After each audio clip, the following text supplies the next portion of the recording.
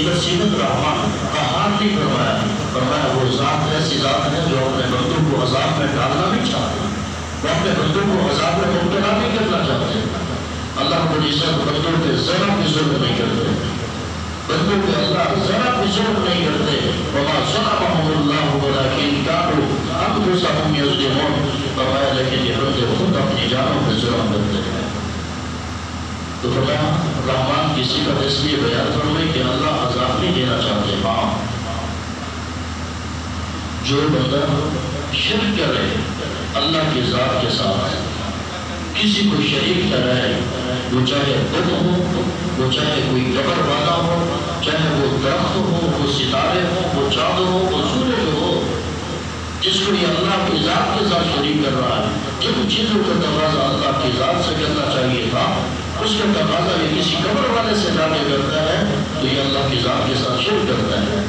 فرمایا جو بندہ شرک کرتا ہے تو پھر اللہ رب العزت نے بتلا دیا عذاب من الرحمن، بے شک کوئی صفت رحمان ہے لیکن میں اس مشرک کو تب بھی نہیں چھوڑوں گی۔ اس لیے عذاب من القہار نہیں فرمایا، عذاب من الجبار نہیں فرمایا۔ فرمایا پھر رحمان ہونے کے باوجود بھی اس مشرک کو میرا عذاب پکڑ لے گا، یہ میرے عذاب سے پھر بچ نہیں سکتا۔ بس سمجھ میں آئی کہ کچھ عذاب من الرحمن فتكون للشیطان ولیا قال ربكم انت عماليتي يا ابراہیم۔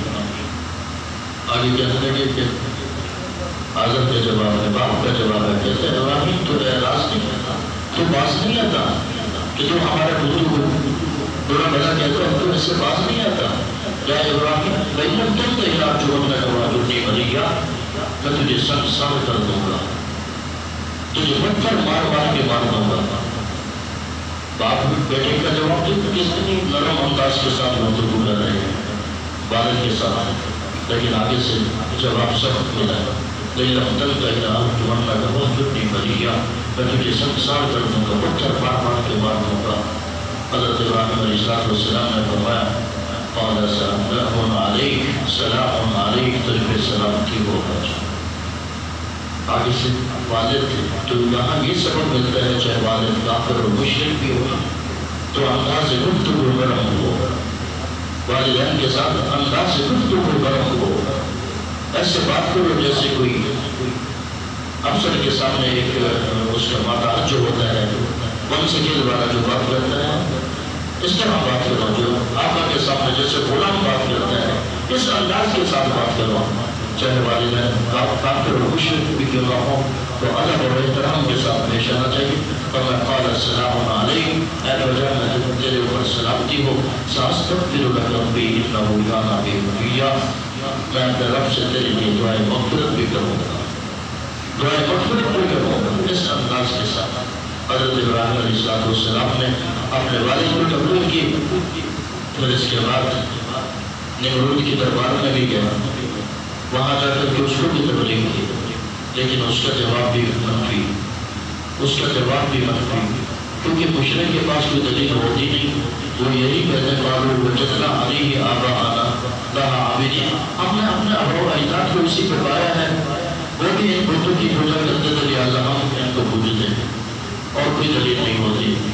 تو نمرود نے کہا قالوا لہ بنیانا فألقوہ فی الجحیم، ایک بڑی عمارت بناؤ، ایک کنویں میں بہت بڑی عمارت بنائی گئی اور پھر اس میں آگ سلگائی گئی، 40 دن تک آگ کو جلایا گیا، پھر حضرت ابراہیم علیہ السلام کو اس آگ میں ڈالا تو اللہ رب العزت نے اس آگ کو گلزار باغ بنا دیا، جو کچھ باغ میں ہوتا ہے پھول اور پھل اور یہ بلبل، یہ طرح طرح کے پھول اور پھل، یہ سب کچھ اس میں اللہ رب العزت کے حکم سے اس آگ میں تیار ہوا، اور حضرت ابراہیم علیہ السلام صحیح سلامت رہے۔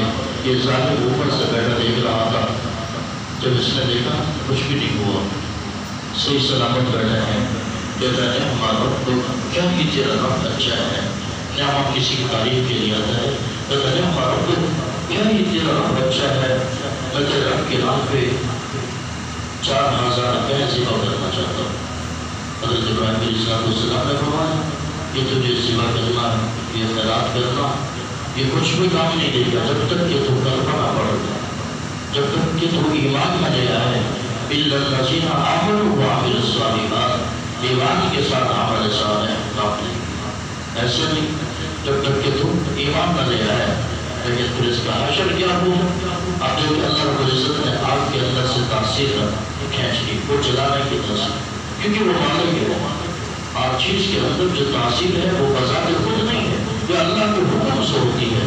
کسی دوا کے اندر جو شفا ہے وہ اللہ نے رکھی ہے اور چوری کے اندر جو کاٹنے کی طاقت ہے یہ تاثیر اللہ نے رکھی ہے.